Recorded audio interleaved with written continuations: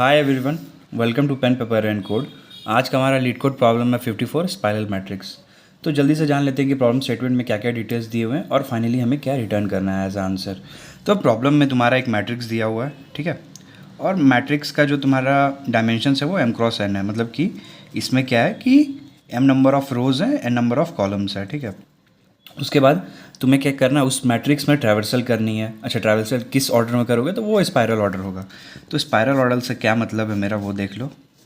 मान लो कि ये तुम्हारा एक मैट्रिक्स दिया हुआ है 1 2 3 4 5 6 7 8 9, ठीक है।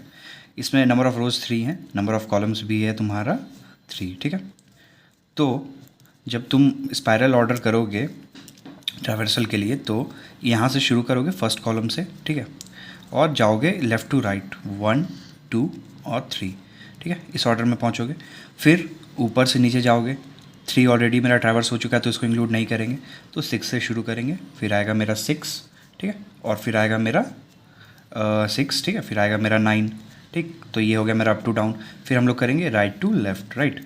तो वहाँ पे 9 इंक्लूडेड है तो 8 से शुरू करेंगे। तो मान लो फिर मेरा हो गया 8, ठीक है, फिर आ गया 7, ठीक। जब मेरा राइट टू लेफ़्ट भी हो चुका है तो फिर हम लोग करेंगे डाउन टू अप। 7 मेरा ऑलरेडी इंक्लूडेड है तो हम लोग 4 डालेंगे, और 1 मेरा ऑलरेडी इंक्लूडेड था, राइट, लेफ़्ट टू राइट जब हम लोग मूव कर रहे थे तो, ठीक। इस ऑर्डर में हम लोग ट्रैवर्स कर चुके हैं, यहाँ तक पहुँचे, ठीक है। उसके बाद फिर से क्या वापस से हम लोग क्या करेंगे, लेफ़्ट टू राइट मूव करना शुरू कर देंगे। तो लेफ़्ट टू राइट मूव करेंगे तो बस एक 5 बचता है, तो 5 हम हो गया मेरा। और ये जो मेरा एरे बन के आएगा इसको हमको क्या कर देना है, रिटर्न कर देना है, ठीक है। प्रॉब्लम स्ट्रेट फॉरवर्ड है। इसमें प्रॉब्लम में बस यही चीज़ का तुम्हें ध्यान रखना है कि बेस केसेस जो हो रहा है तुम्हारा उनको कैसे हैंडल करोगे, कि क्या क्या केसेस तुम्हारे निकल के आ सकते हैं, ठीक है।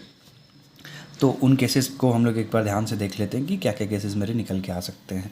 मान लो कि कोई मेरा ऐसा केस आ गया जिसमें कि ऐसा कोई केस है, ठीक है। मान लो 1 2 3 है, तो इसको कैसे हैंडल करोगे। तो जनरली इस प्रॉब्लम को जब तुम हैंडल कर रहे हो तो तुम बना के चलो कि तुम 4 वेरिएबल्स यूज़ कर लो जो तुम्हारे जो करंट तुमको आइट्रेशन करने हैं, ठीक है, ट्रैवर्सल जो भी तुम्हें करने हैं उनके 4 पॉइंट्स को ये हैंडल कर ले। मतलब कि तुम कौन से रो को ट्रैवर्स कर रहे हो उस टाइम पे, ठीक है। तो एक मान लो x1 हो सकता है तुम्हारा, एक तुम नाम दे सकते हो x2, ताकि हमको ये पता चल सके कि हम लोग कौन से रोज़ को ट्रैवर्स कर रहे हैं। सिमिलरली 2 वेरिएबल्स हो सकते हैं, मान लो मेरा y1 और y2, ये बताएगा कि कौन से कॉलम्स को हमको आइट्रेट करना है, ठीक है। y1 का मतलब क्या हो गया यहाँ पे, y1 का मेरा मतलब हो गया कि ट्रैवर्सल मेरा बॉटम टू अप वाला। y2 का मतलब हो गया टॉप टू बॉटम वाला। सिमिलरली x1 को तुम ले सकते हो लेफ़्ट टू राइट जाने के लिए, और x2 को ले सकते हो राइट टू लेफ़्ट जाने के लिए। तो ये 4 वेरिएबल्स का हम लोग यूज़ करेंगे प्रॉब्लम स्टेटमेंट में, ठीक है। और फिर इसको सॉल्व करेंगे कि एग्जैक्टली क्या करना है। तो सबसे पहला हम लोग क्या करते थे, लेफ़्ट टू राइट जाते थे, राइट। तो लेफ़्ट टू राइट अगर हम जा रहे हैं तो यही मेरा है, ठीक है, 1 ही आ जाएगा आंसर में, ठीक है। अब नेक्स्ट क्या करो, फिर हम लोग मूव करेंगे top to down. Top to down move करेंगे तो 1 तो मेरा ऑलरेडी इंक्लूड हो चुका है, तो हम लोग इंक्लूड कर सकते हैं 2 से, ठीक है। 2 से शुरू करेंगे, 2 को इंक्लूड करो, ठीक है, फिर 3 को इंक्लूड कर लो, ठीक है। तो मेरा टॉप टू डाउन भी हो गया। अगला वाले में हम लोग क्या करते थे, राइट टू लेफ़्ट जाते थे, ठीक है। राइट टू लेफ़्ट जाने के लिए क्या कुछ बचा है, नहीं, क्योंकि 3 जो था वो ऑलरेडी x2 के लिए, x2 यहाँ रहा होगा, ठीक है, तो और x1 यहाँ रहा होगा, तो अब कुछ बचा ही नहीं है, तो हम लोग इतना ही आंसर को रिटर्न कर देंगे, ठीक है। बस प्रॉब्लम स्टेटमेंट बहुत सिंपल सा था। यही 4 केसेस हैं तुम्हारे जो तुमको हैंडल कर लेने हैं x1 x2 और y1 y2 के साथ में, ठीक है। तो वीडियो पॉज करो, खुद से कोड करने का ट्राई करो। अगर समझ में नहीं आता तो नेक्स्ट सेक्शन में मूव करो जहाँ पे हम लोग कोड करने वाले हैं इस प्रॉब्लम के लिए। तो चलो, अब प्रॉब्लम स्टेटमेंट में तुम्हारा ये फंक्शन दिया हुआ है स्पाइरल ऑर्डर। तुम्हें रिटर्न क्या करना है, एक कैरे या फिर एक वेक्टर कह लो, 1D वेक्टर तुम्हें रिटर्न करना है, वेक्टर इंट, ठीक है। और ये मैट्रिक्स है जो 2D मैट्रिक्स तुमको दिया हुआ है। तो एक काम करते हैं हम लोग कि इंट बना लेते हैं n, जो कि बताएगा मेरे नंबर ऑफ़ कॉलम्स कितने थे, ठीक है। नंबर ऑफ़ कॉलम्स मेरे कितने थे उसको n में स्टोर कर लेते हैं। आई मीन ये तुम्हारा रोज़ बताएगा, सॉरी, n जो है तुम्हारा नंबर ऑफ़ रोज़ है, मैट्रिक्स साइज से निकाल सकते हो। और नंबर ऑफ़ कॉलम्स जो है तुम्हारा वो हो सकता है तुम्हारा मैट्रिक्स 0 डॉट साइज से। ये तुम्हारा नंबर ऑफ़ कॉलम्स हो गया, ठीक है। ये नंबर ऑफ़ रोज़ है। उसके अलावा क्या करो, एक p बना लो। पी का क्या काम है कि किस इंडेक्स पे तुम आंसर रिटर्न कर रहे हो ना, तो उस इंडेक्स को वो स्टोर करेगा कि किसके लिए तुमको आंसर रिटर्न करना है, ठीक है। उसके अलावा क्या, अपना एक आंसर वाला वेक्टर बनाने का ज़रूरत पड़ेगा। अच्छा, उसका डायमेंशन क्या हो सकता है उस आंसर का, तो उसका डायमेंशन क्या रहेगा, यही जो n क्रॉस m है वही उसका भी रहेगा ना, राइट। तो इसलिए n इंटू एम करके उसी साइज़ का हम लोग एक आंसर बना लेते हैं, ठीक। उसके अलावा मेरे जो 4 वेरिएबल्स थे उनकी ज़रूरत पड़ने वाली है, तो उनको जल्दी से बना लेते हैं। x मेरा x1 होगा ना, ये पहला रो जो है कहाँ से शुरू होगा, 0। एक मेरा लास्ट रो चाहिए, तो इसका शुरुआत कहाँ से होगा, n-1 से होगा, ठीक। एक मेरा होगा y1, इसका भी कहाँ से शुरू होगा, 0 से, ठीक है। और y2 जो होगा सिमिलरली मेरा m-1 से हो जाएगा। ये 4 वेरिएबल्स मेरे बन के रेडी हैं, ठीक। अच्छा, अब मेरा एक केस क्या हो सकता है, मान लो कि मेरा x1 ये है, ठीक है, x2 ये है, ठीक। मान लो कि हम लोग पूरा लेफ़्ट टू राइट मूव किए, अप टू डाउन मूव किए, राइट टू लेफ़्ट किए, अप टू डाउन किए। जब हम इसको इंक्रीमेंट करेंगे तो x1 यहाँ पे आ गया, ठीक, और x2 को डिक्रीमेंट करेंगे, ठीक है, तो x2 भी यहाँ पे आ गया, ठीक। ये केसेस में क्या होगा मेरा कि ये वैल्यू हो सकता है कि 2 बार प्रिंट हो जाए, तो लेफ़्ट टू राइट जाते हुए, एक राइट टू लेफ़्ट जाते हुए, ठीक है। तो इसीलिए हम लोग कंडीशन एक यहाँ पे डाल सकते हैं अपना जो वाइल अभी करने वाले हैं। कब तक करना है हमको, जब तक कि x1 is less than x2, मतलब दोनों इक्वल ना हो जाए, ताकि लेफ़्ट टू राइट और राइट टू लेफ़्ट 2 बार प्रिंट ना हो जाए, ठीक है। इसलिए ये कंडीशन डाल दे रहे हैं, x1 less than x2। Similarly क्या एक दे देते हैं, y1 should be less than equal to y2, ठीक है। y1 कभी भी, मान लो कि y1 यहाँ पे था, y2 यहाँ पे था, ठीक है। एक केस में दोनों बराबर हुए होंगे, ठीक है, उसको आगे हम लोग हैंडल कर लेंगे। उसके बाद नेक्स्ट में क्या है, y1 यहाँ आ गया होगा, y2 यहाँ आ गया, तो ये वाला केस रॉन्ग हो जाएगा मेरा, तो इसलिए हम लोग ये केस को हैंडल कर ले रहे हैं यहाँ पे। चलो, ठीक। अब क्या करते हैं, अपना लेफ़्ट टू राइट जाने वाला एक लूप बना लेते हैं। 4 लूप्स का यूज़ करेंगे हम लोग, लेफ़्ट टू राइट, उसके बाद तुम्हारा टॉप टू डाउन, फिर राइट टू लेफ़्ट और डाउन टू अप के लिए, ठीक है। तो पहला वाला लूप रेडी करते हैं, for int J equal to y1, J less than equal to y2, J plus plus, ठीक। y1 कहीं यहाँ रहा होगा इनिशियली, y2 मेरा यहाँ रहा होगा, तो इन दोनों के बीच में हम लोग आइट्रेशन करेंगे, ठीक है, x1 रो के लिए, ठीक।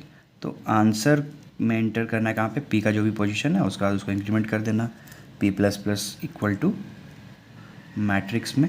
अच्छा, कॉलम में मेरा क्या रहेगा, j, और रो रहेगा मेरा x1, ठीक है। चलो, ये हो गया L2R, मतलब लेफ़्ट टू राइट के लिए, ठीक। सिमिलरली टॉप टू डाउन के लिए करना है, तो इंट कहाँ से शुरू करेंगे, यहाँ से शुरू करेंगे, ये वाला, क्योंकि वैल्यू ऑलरेडी इंक्लूडेड होगा x1 में, तो x1 प्लस 1 वाले रो से शुरू करेंगे। और मान लो तुम x2 तक भी जा सकते हो या फिर x2 माइनस 1 तक भी जा सकते हो, वो तुम्हारे ऊपर है कि कोड को कैसे हैंडल कर रहे हो, ठीक है। तो इंट फिर क्या करते हैं, i equal to x1 plus 1 से ले के i लेस देन x2, ठीक है। हम लोग इसको अपने कोड में इंप्लीमेंट नहीं कर रहे हैं, ठीक है। इसको जब राइट टू लेफ़्ट आइट्रेट करेंगे तो इस वैल्यू को उसमें इंक्लूड करेंगे, इसलिए i लेस देन x2, ठीक है, i प्लस प्लस, ठीक। अब क्या है, आंसर ऑफ p, ठीक है, में किस वैल्यू को हम लोग को इंक्लूड करना है यहाँ पे, मैट्रिक्स ऑफ i, ठीक, और y2 वाला मेरा कॉलम, क्यों, क्योंकि लास्ट वाले कॉलम जो y2 को पॉइंट कर रहा है उसको हम लोग को डालना है आंसर में, ठीक है। ये हो गया तुम्हारा टॉप टू डाउन, ठीक है।